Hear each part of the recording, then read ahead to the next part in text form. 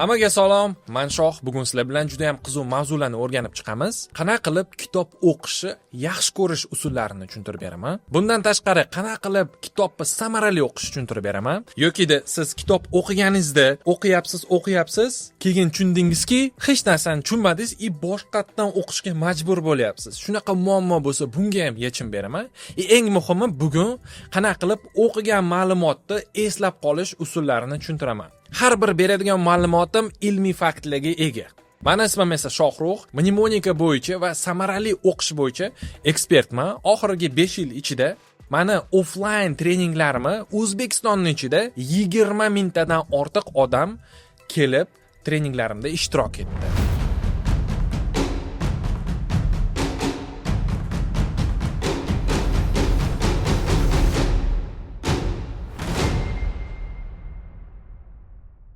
Oliy ta'lim vazirligi hamkori bo'lib ishlaganman. Bundan tashqari, Prezident maktabi Abu Ali ibn Sinoda dars berganman. Birinchi mavzuyimiz qanaqa qilib kitob o'qishni yaxshi ko'rib qolish. Bundan avval sizga bitta juda ham muhim narsani tushuntirib bermoqchiman. Kitobni o'zi qiymati nimadaligini. Birinchisi, mana hozir siz ko'rib turibsiz, juda ham katta kutubxona. Har bir kutubxonada juda ham ko'p kitob bo'ladi. O'ylaganmisiz, shu kitobni oldingizda ko'rib turibsiz, shu kitobni yozish uchun qancha siz tajribaga ega bo'lishingiz kerak. Ko'pchilik kitob yozish uchun qaysidir sohada o'zini bir kamida 5, 10, 20, 30 yil bag'ishlaydi-da, shu tajribasini keyin bitta kitobga yozadi. U kitobni strukturalab, o'zini bilimidan eng muhim narsalarni oddiy odam tushunish uchun strukturalab yozib chiqadi. Siz esa 30 yillik tajribani bir hafta yoki 2 haftada o'rganib chiqsangiz bo'ladi. Bu narsa mo'jiza emasmi? Men uchun bu mo'jiza. Ikkinchi qiymati bu miyani juda ham yaxshi trenirovka qilish. Masalan, men sport bilan shug'ullanaman. Sport zaliga borsam, 800 tadan ko'p mushagim bor. Har xil mashqlar orqali o'zimni badanimni kuchaytiraman, chidamligimni oshiraman, sog'lomligimni mustahkamlayman. Agar kitobni olib o'qiganimda, bizning miyamizda ham o'zini zonalari bor. Masalan, buni lobniy zona deyiladi, timnoy zona, visochniy и затылочный zona deb nomlanadi. Bu bo'limlar ham qatlamlarga bo'linib chiqadi. Agar biz kitob o'qisak, bizning miyamizda 17 ta qatlam ishga solinib, bir neyronli hujayralar signal berish boshlaydi ekan. Har xil yangi neyronli hujayralar gipokamp degan bizda qatlam bor, o'sha yerda yangi neyronli hujayralar yaratilishi boshlaydi ekan. Bu nima degani? Agar sport zaliga borib yo любой sport bilan shug'ullanib, kuchli, baquvvat bo'lsam, xuddi shu kitob o'qiganimda miyam kuchayadi. Miyamning hujayrasi ko'p bo'ladi ekan. Bu nima degani? Miyangiz juda ham zo'r ishlaydi, xotirangiz ham kuchayadi degani. Uchinchisi, bu juda ham chuqur fikrlash. Bitta gap bor. Kitob o'qimaydigan odam umrida bitta hayotni yashaydi. Kitob o'qiydigan odam esa o'zini hayotida mingtadan ko'p hayot yashaydi degan gap bor. Shuning uchun agar siz kitob o'qiydigan bo'lsangiz, har xil faktlar, har xil dunyo qarashlarni o'rganasizda, fikrlashingiz juda ham kengayadi. Hayot juda ham qiziq bo'ladi. Bu 3+.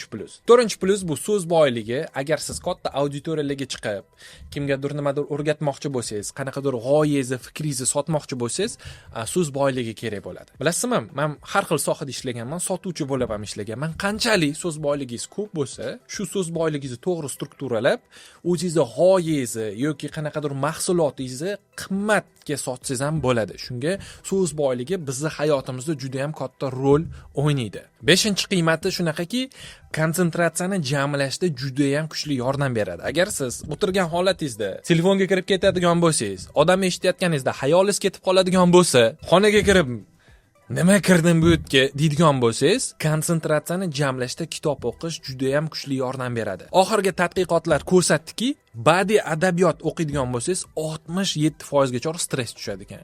Shunga bu bitta zo'r lifehack, o'zingiz uchun eslab qoling. Birinchi mavzuyimizga o'tamiz. Qanaqa qilib kitob o'qishni yaxshi ko'rib qolishni tushuntiraman. Ko'pchilik aytadi, Shohrux aka, masalan, kitob o'qigim keladi. Tushunaman, menga muhim narsa o'zimni qanaqadir harakatga sololmayman deydi. YouTube ko'rganim qiziqroq deyman yoki podkast yoqib olaman, hech bo'lmasa shunaqa ma'lumot qabul qilishga o'zimni o'rgatmoqchiman. Qanaqa qilib kitob o'qish yaxshi ko'rib qolsam bo'ladi degan savol beradi. Ko'pchilik birinchi xatosi kitob tanlashda bu maslahat bergan kitob tanlaydi, bu maslahat bergan internetda ko'rib qoladi, kimdir aytadi zo'r kitob, shuni oldim o'qidim, menga yoqmadi, menga emas ekan bu kitob deydi. Hozir sizga shu usulni beraman, bu 100% ishlaydigan usul. Birinchi o'rinda qanaqa qilib kitob tanlashimiz kerak. Shunga bog'liq bo'ladi bizni sevishimiz kitob o'qishda. Agar sizni qoringiz og'risa, borib tomoqqa dori olmaysiz, boshga, yuragiga dori olmaysiz, qorin dorisini olasiz, to'g'rimi? Shunda siz dorini ichasiz, qorin og'rig'ingiz o'tib ketadi. Bu yerda ham xuddi shunaqa, agar sizda qanaqadir psixologik muammolar bo'lsa, psixologiyaga bag'ishlangan kitob tanlashingiz kerak. Agar sizda nutq bilan muammo bo'lsa, nutqqa bag'ishlangan kitob olishingiz kerak.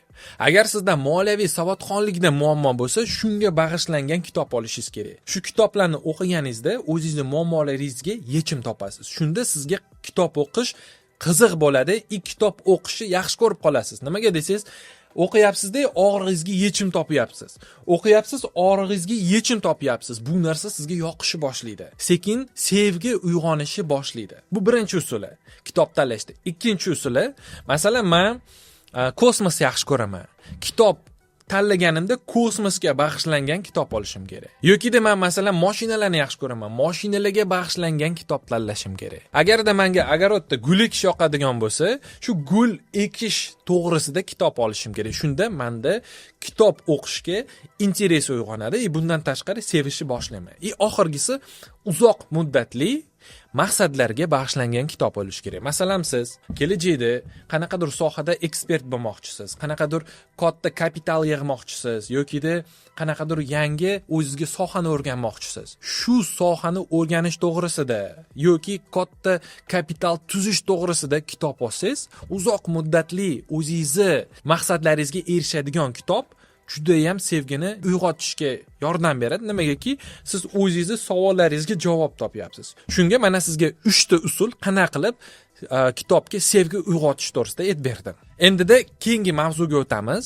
Bitta narsani aytib qo'ymoqchiman, agar sizga shunaqa videolar yoqayotgan bo'lsa, meni kanalimga obuna bo'ling. Bunaqa videolar bizda juda ham ko'p bo'ladi.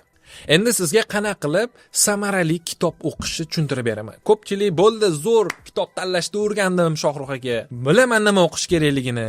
Endi shu o'qishim muammo deydigan odamlarga zo'r usul bermoqchiman. Birinchi o'rinda samarali kitob o'qish uchun mana hozir boshidan noldan kitob o'qishni boshlayotganlar yoki kitob o'qib azgina yuradigan odamlarga sizlarga birinchi maslahatim, o'zingizlarga jarayon yaratishinglar kerak. Masalan, men sport bilan shug'ullanmoqchi bo'lsam, qanaqadir joyga boraman, yugurmoqchi bo'lsam, menga yo'l kerak. Trenajyorga boradigan bo'lsam, menga turnik, brus, qanaqadir shtanga, gantelli kerak, to'g'rimi? Qanaqadir usloviya bo'lishi kerak. Xuddi shunaqa kitob o'qishda ham o'zingizlarga jarayon yaratasizlar. Har bir e'tibori tortadigan narsani yo'qotishinglar kerak. Masalan, birinchi o'rinda bu nima bizda? Telefon. Telefonni boshqa xonada qoldirib o'zingizni xonangizga kirasiz. SMS, telefon, hech narsa sizga xalaqit bermash kerak. Bu birinchisi. Tam o'zingizni yaqinlaringizga, ayolingizga, yo eringizga, bolalaringizga aytasiz, shu 15 daqiqa, yo yarim soat iltimos meni bezovta qilmanglar, shu maza qilib bir kitob o'qimoqchiman. Keyin chiqib sizlarga yordam beraman. Yoki kitob o'qishdan avval nima kerak? Ovqat solib beraymi? Yo musor tashab kelaymi? Magazinga borib kelaymi deb so'raylarda, keyin men yarim soat bezovta qilib bo'lmaydi deb aytib qo'ysanglar, men o'ylayman sizlar yaqininglar tushunadi. Nimaga sizlar o'z ustingizdan ishlamoqchisizlar. Ikkinchisi, samarali agar kitob o'qimoqchi bo'lsangiz, kitobni oldingizda o'zingiz uchun A nuqtadan B nuqtagacha belgi qo'yib olishingiz shart. Nimaga deysiz? Bizning miyamizda B nuqta maqsad bo'lmasa, o'zingizni quvvatingizni ekonom qilib ishlatish boshlaydi. Nimaga desangiz, u bilmaydi qancha siz energiya sarflamoqchisiz shu kitob uchun. Agar bir varoq o'zingizga maqsad qo'ysangiz, bir varoqni zo'r o'qiysiz. Yokida 5 varoq maqsad qo'ydingizda o'qiyapsiz. Birinchi varoq, ikkinchi varoq, uchinchi varoq, miyangiz tushunadiki, hozir 2 varoqdan keyin to'xtatiladi bu narsa, u dam oladi. Shuning uchun u bemalol sarfla oladi. Masalan, men professionalni sport bilan shug'ullanganman, biz cross yugurardik. Agar bizga trenerimiz qancha hali nuqta B ni yetmasdan yugurlaring, men charchog'ingga qarab aytaman, yetadimi yo yetarmasmi yugurishing deb aytardi-da. Shunda biz kamroq yugurardik. Agar bizga 30 krug yugurasan stadionda desa, 30 krugga shunaqa yugurardik, tushunardik. Hozir yuguryapmiz 10-chi, yana 20 ta krug qoldi, 10 ta krug qoldi, 5 ta, 3 ta krug qolganda energiyamiz ko'payib ketardi. Nimaga desiz, miya tushunardi, hozir yaqin orada finish. tushunyapsizmi? Energiyani miya o'zi berishni boshlardi. Nimaga desangiz, sun'iy yaratilgan deadline bor.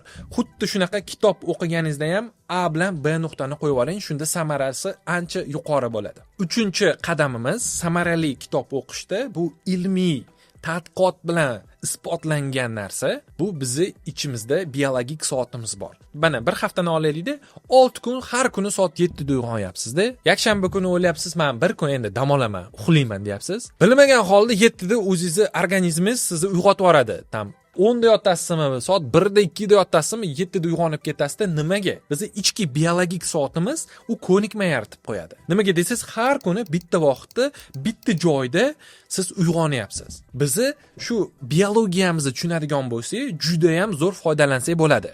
Ko'nikma yaratishda har kuni bitta vaqtda, bitta joyda agar siz kitobni hech bo'lmasa 10 daqiqa yo 1 daqiqa agar o'qiydigan bo'lsangiz ham, miyangiz sizni ko'nikma yaratishni boshlaydi. Bilmagan holda o'zingiz kitob qidirishni boshlaysiz shu vaqtda. Kitob o'qigisi kelib qoladi miyangizni.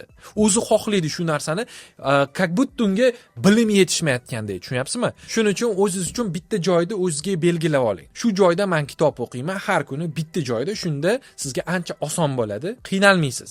Bitta narsani eslab qoling, bugun zalda, ertaga kuxnyada, indingi o'zingizni kravatingizda bu kitob o'qish noto'g'ri, samarali hisoblanmaydi, tez rezultatga olib kelmaydi. Ko'nikma yaratish uchun bitta joy, bitta vaqt shu kitobni olasiz va harakat qilasiz.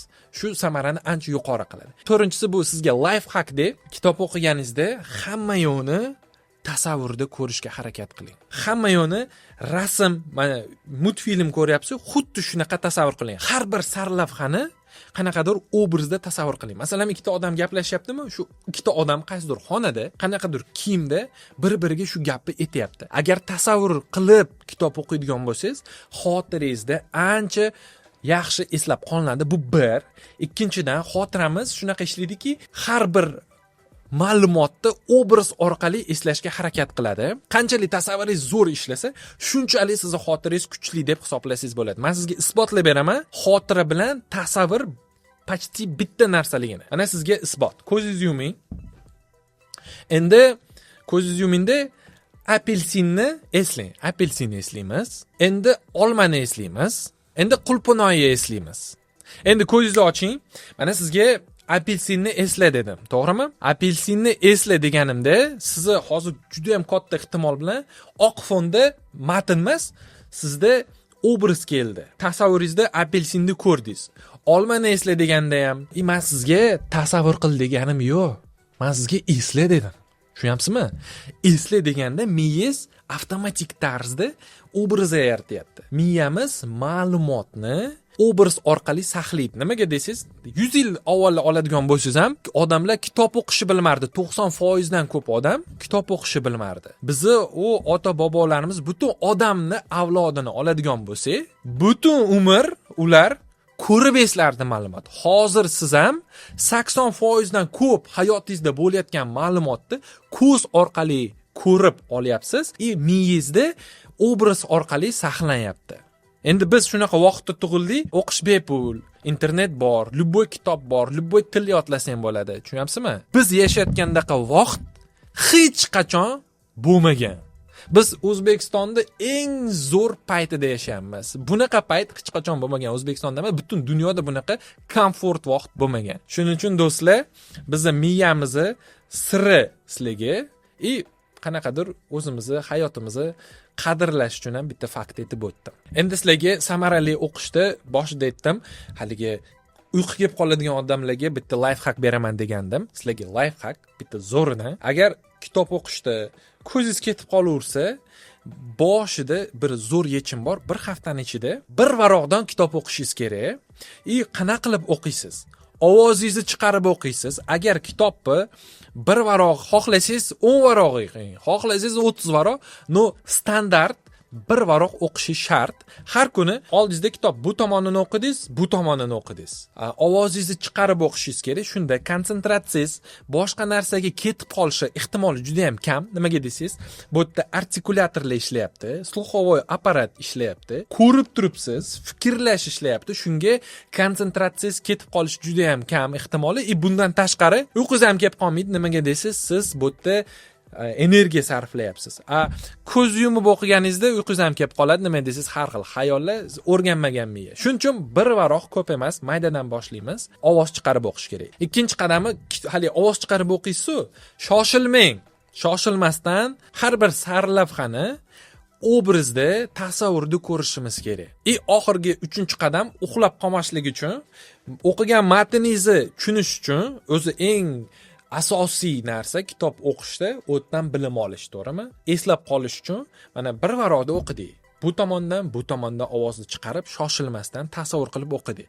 Tushungan narsangizni o'zingiz uchun prosta eslash emas, aytib berish kerak. Qiziq aytib berish kerak. Agar nutqingizni ham rivojlantirmoqchi bo'lsangiz, xohlasangiz oinaga, xohlasangiz ayolingizga, eringizga, bolangizga, otangizga, onangizga, kimgadir qisqa qilib, hozir bitta juda ham qiziq narsa o'qidim, senga aytib bermoqchiman, iltimos, 1 daqiqa o'zingning vaqtingni ajratgin deb aytib bering. Bu narsa miyangizda juda ham yangi ma'lumotni qotirishga yordam beradi.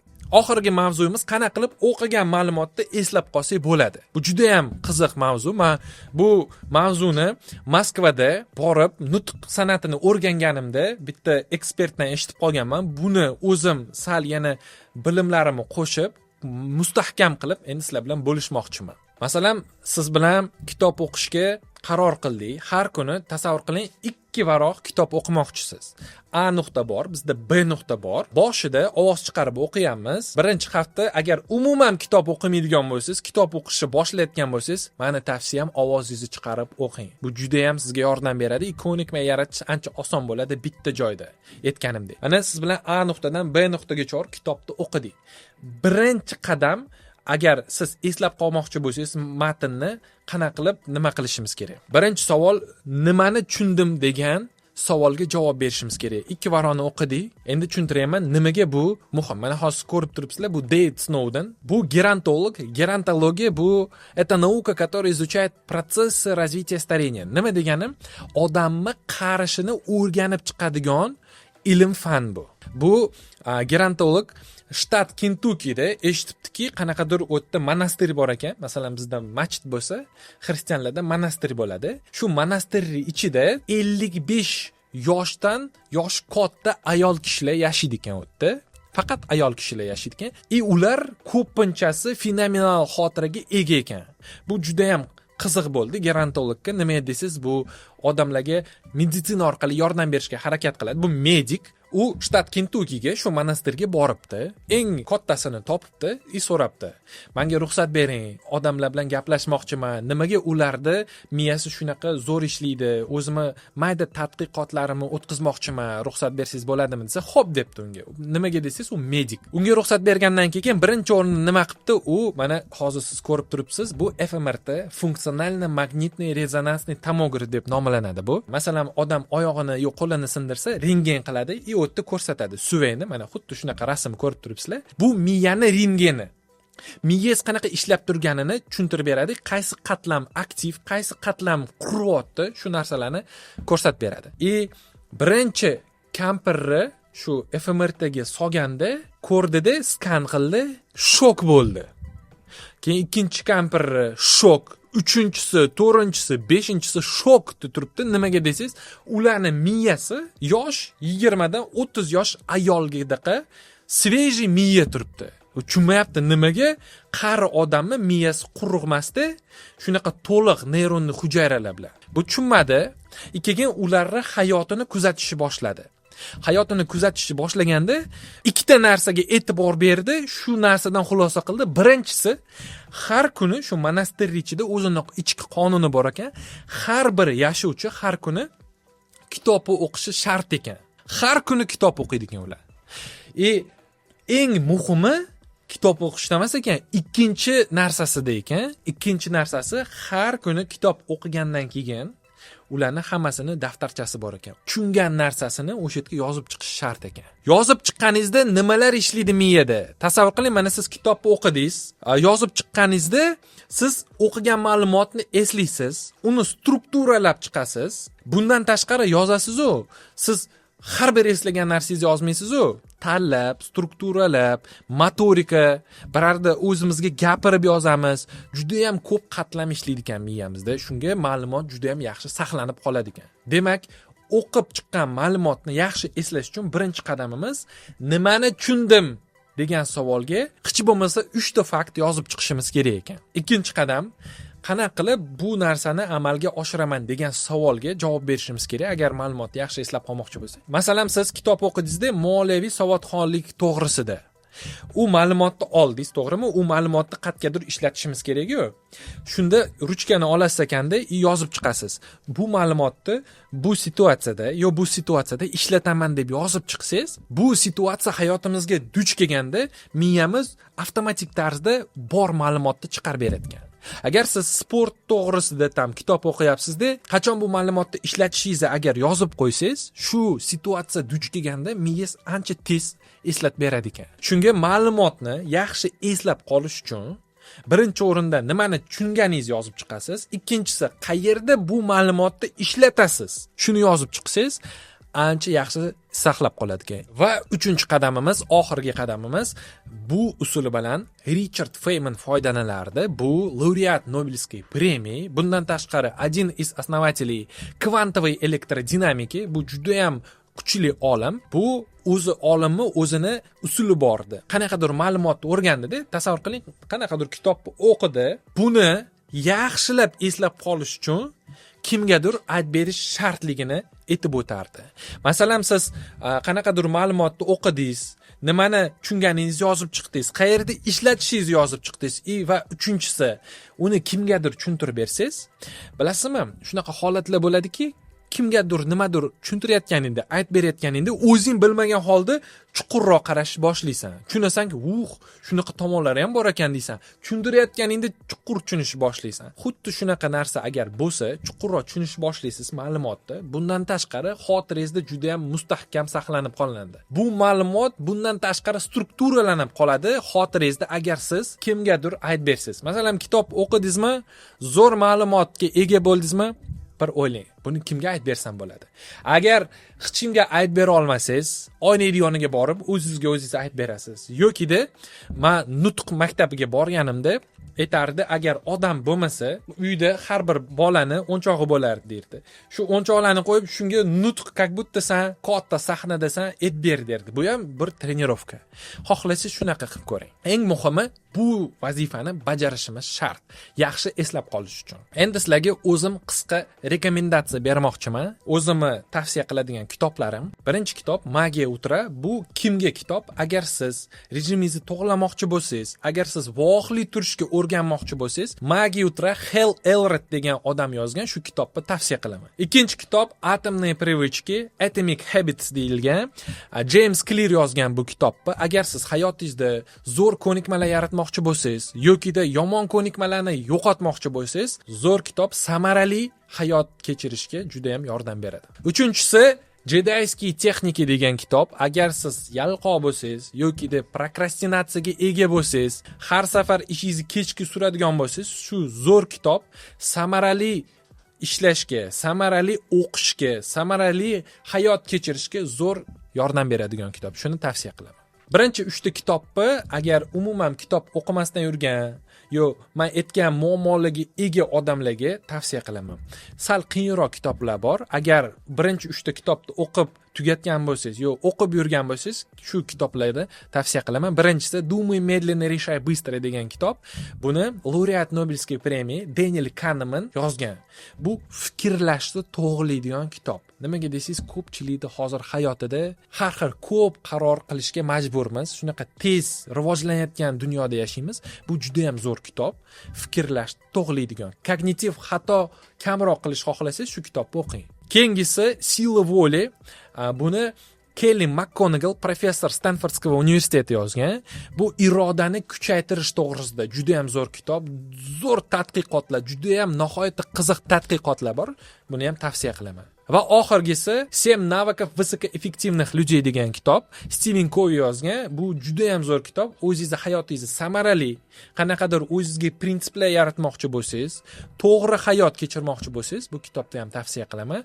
Zo'r kitob. Bu kitoblarni hammasini O'zbekistonda kitob do'konlarida topsangiz bo'ladi. Juda ham oson topasiz. Nimaga desangiz, hammasi bestseller, hammasi zo'r kitoblar. Agar bu video sizga yoqqan bo'lsa, like обязательно bosib qo'ying va bundan tashqari mana bitta zo'r videoim bor. Xotirani ustidan test o'tkazganmiz. Agar siz xotirangiz sust bo'lsa, xotirangiz qanaqa holatdaligini bilmoqchi bo'lsangiz, yo yomon holatda, yo zo'r holatdaligini bu videoni ko'ring. Bu testdan tashqari mnemonika usulini berganman. Mnemonika tez va uzoq xotiraga ma'lumot saqlash usullari. Agar siz qiynalsangiz, til yodlashda, kitob o'qishda, odamlarning ismini eslashda shu videoni ko'ring. Yana bitta zo'r mavzu bor, konsentratsiyani jamlash usullarini berganman. Agar konsentratsiya jamlashda qiynalayotgan bo'lsangiz, telefoningizdan uzila olmayotgan bo'lsangiz, kitob o'qishda hayolingiz ketib qolaversa, tilni yodlashda yokida ish jarayonida hayolingiz chalg'ib ketaversa, bu videoda bitta zo'r usul berganman. Kelli McGonagall professor Stanfordskiy universitetini usulini konsentratsiya jamlash bo'yicha. Shuning uchun bu videoni ko'ring, rivojlaning. Bu videoni ko'rish uchun opisaniyada birinchi havolani bossangiz bo'ladi yokida mana bu yerda knopka turibdi. Shuni bosib ko'rsangiz bo'ladi. Meni ismim esa Shohrux. Ko'rishguncha.